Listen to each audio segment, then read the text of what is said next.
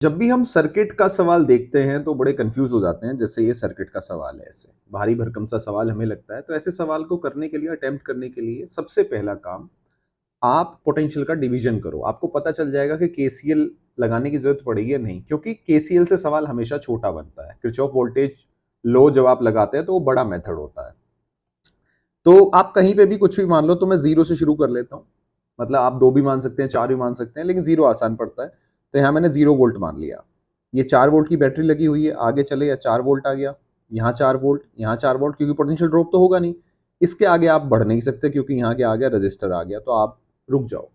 फिर यहाँ से चलो, जीरो से इधर गए तो कुछ ड्रॉप नहीं हो रहा, कोई ड्रॉप नहीं, जीरो जीरो यहाँ तक आ गए। और यहाँ से यहाँ चले तो यहाँ भी जीरो।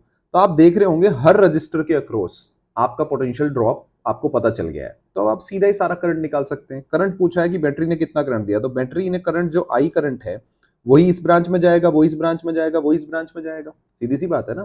तीनों ब्रांच में यहीं से निकलने वाला करंट तो डिस्ट्रीब्यूट होगा, यहाँ फिर बचा हुआ यहाँ, फिर यहाँ और यहाँ चला जाएगा।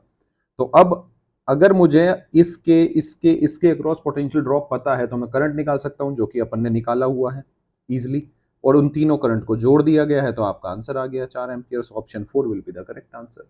सिंपल। तो आप जैसे ही पोटेंशियल को डिवाइड करोगे तो आपको पता चल जाएगा केसीएल लगाने की जरूरत पड़ेगी या नहीं पड़ेगी, या सीधा डिस्ट्रीब्यूशन से ही काम चल जाएगा।